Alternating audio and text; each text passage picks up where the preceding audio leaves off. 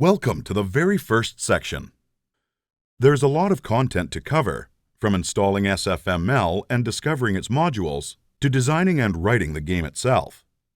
That's why this course is organized into sections, and the very first one is Getting Started. In Section 1, we're going to take a look at compiling and installing SFML first. Then we'll look at creating and setting up a project. And lastly, we'll anticipate the publishing step of our game and see how to deploy it intelligently. Unfortunately, these three topics are tightly related to the operating system you choose to develop, and in this course, they will only be covered by Ubuntu. If you use Mac OS X, you'll be happy because most of the steps look alike. However, for Windows users, you'll probably need an additional tutorial that you can find on the SFML website. Don't worry, the other sections are not specific to Ubuntu. The first step in using SFML is installing it. So let's see how to do that. Here is a brief overview of what is covered in this video.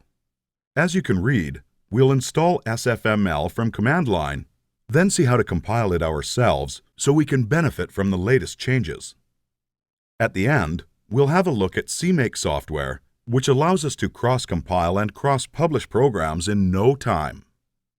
To install SFML on Ubuntu, you simply fire up a console and type sudo apt-get install lib sfml-dev. Enter your password, and it will now download SFML and install the requested package. This is as simple as that, because Ubuntu maintains its own library of virus-free software. This is actually just what we need to develop the game in this tutorial. However, SFML is a community project always under active development. New features are added frequently, and sometimes bugs are corrected. When you want the benefits of these daily updates, you can either wait until the next major release, which occurs averagely every 5 months, or you can compile the latest source code. You might be interested in compiling the latest source code of SFML, so instead of contenting ourselves with the easy way, I will use this opportunity to show you how we can compile SFML. We will start with undoing the installation of the SFML package by typing sudo apt-get purge lib sfml-dev. Like you can see, installing and removing programs on Ubuntu is a very easy process. The first step is to obtain a copy of the latest source code. We must browse the official SFML website for that. Once on the page, we need to get to the Download section. Then, click on Git Repository button, which links us to GitHub, the website where the SFML source code is maintained. On the right, find the Download Zip button to download and archive with the current code. While it's downloading, I will cover CMake, the software that will allow us to compile both SFML and our game later. CMake is a powerful cross-platform solution to compile and install cross-platform programs or libraries like SFML. So, why do we need CMake? Each targeted operating system functions way differently, and it would be tedious to set up a whole IDE with their compilers, which aren't the same across operating systems, by the way, every single time we want to compile, install libraries, or distribute applications. It involves a lot of manual steps and downloads from every side. On top of that, we're not safe from a bad manipulation.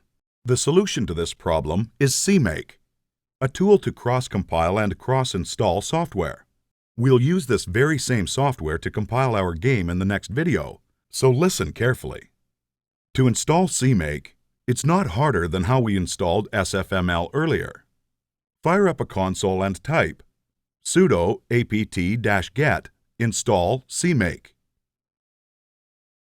CMake also comes with a GUI frontend, which is a program allowing you to use CMake without using the console. However, using the console is much more convenient and you'll gain speed. Speaking of console, I will make a small parenthesis for Linux newbies about how to use the console a little and give a tip to organize your files. When we open a console, we are in the home directory. You type ls to list files and directories. We can read videos, music, pictures, etc. At the same time, I will open the File System Manager and show this very directory. So this is the home directory, and we can see the exact same files, videos, pictures. Now I will create a directory in the home directory named Workspace, but I will do that from the console. I type mkdir, that stands for Make Directory, and then the name of the directory Workspace. Now if I rerun the ls command, I should see the new directory. And we can see it gets reflected in the File System Manager as well. Well, I advise you to place everything related to programming in this directory, your projects, the third-party libraries you compile at hand, etc. But this is just an organization tip, and it's up to you to follow it or not. There's nothing really astonishing yet about the console, but this gives you the ability to automate the creation of directories, and later, we'll be able to quickly compile games and change the compilation options. Let's check if SFML is downloaded. Hopefully it is, and we have to extract the content of the just downloaded archive. And we will extract it in the just created Workspace directory in a subdirectory named SFML. Before we move on with the compilation, let's make sure files were properly extracted where we expected them. Let me open the File System Manager and browse the folder manually. Apparently, everything is in order, so let's proceed with the compilation of SFML. Again, I will use a console. With the command line cd workspace/sfml, I move myself from the current directory to the SFML source directory.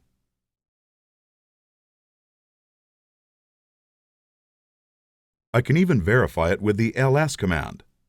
Now prepare to be amazed. Compiling is the result of two command lines. The first is cmake. It reads the configuration file and generates the build files according to the underlying platform, which in our case is Linux. If nothing goes wrong, it has transformed the source code into a compilable state. The next command line is make, which performs the compilation. SFML is now compiling. Like you can notice, it takes quite a lot of time.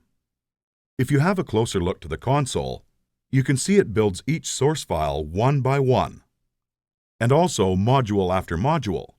You can see module graphics is being compiled. While SFML is compiling, I have to explain that to perform these steps, you actually need to install a bunch of packages that SFML depends on. You can get a list of these packages on the SFML website, and you would install them by typing something like sudo apt-get install package 1, package 2. Unfortunately, there's not enough time to take a coffee break because compiling SFML is already done. The last command we'll need is sudo make install. This is to install SFML on the system. Basically, this will install the headers and the resulting libraries in /usr/local, which is the standard location on Linux. We are now surprisingly done with compiling and installing SFML. In a few minutes, we built SFML and installed it.